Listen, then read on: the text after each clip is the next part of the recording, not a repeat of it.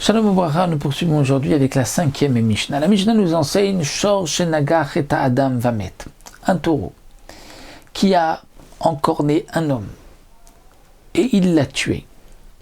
Mouad, si le taureau est mouad, c'est-à-dire que ça fait déjà 3 personnes qu'il a tué, c'est la 4e, Meshalem Kofer.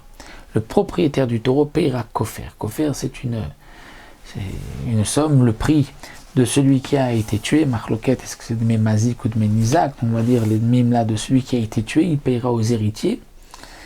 Alors que le tam, si c'est un taureau tam, il tue pour la première fois, le propriétaire est patour mina kofer. Il ne payera pas le kofer. Mais zeveze chaevimita. Mais dans tous les cas, dès la première fois, le taureau doit être tué, doit être lapidé. C'est le fameux shor aniskal.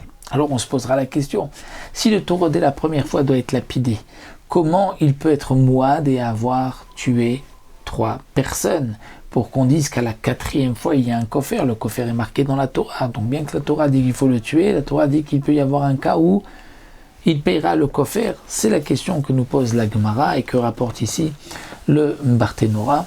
Donc il peut y avoir plusieurs réponses. Donc la plus simple, c'est qu'il a tué et il s'est enfui. Ou alors, il a tué 3 Israël qui étaient très fins, c'est-à-dire qui étaient malades et ne pouvaient pas vivre plus d'1 an, donc il n'y a pas de din mita pour le taureau s'il a tué un tréfa, ou s'il avait tué 3 non-juifs, mais il a son din de mouad, bien qu'il n'ait pas chayav mita, le taureau, on ne le tue pas. Vechen beben, vechen babat, de même si c'est donc un enfant, garçon ou fille que le taureau a tué, eh bien, on tuera le taureau, on le lapidera, et si c'est mouad, le propriétaire payera le kofer, le prix de la personne qui a été tuée. Comment on sait le prix d'une personne qui a été tuée? On imagine, on l'évalue au marché esclave, combien il le vaut.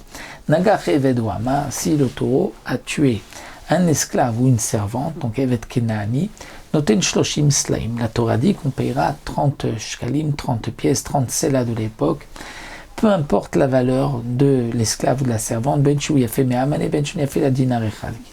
100 mané ou un seul dinar, la Torah donne un seul et même prix pour le taureau qui a tué un esclave ou une servante. Ce sont les 30 slaim, les 30 shkalim marqués dans la Torah. Donc voici le din donc, du kofer que nous avons appris dans la Mishnah et le din des 30 shloshim du Eved et de l'Ama. Et nous nous retrouvons Bezrat Hashem une prochaine fois pour une autre Mishnah.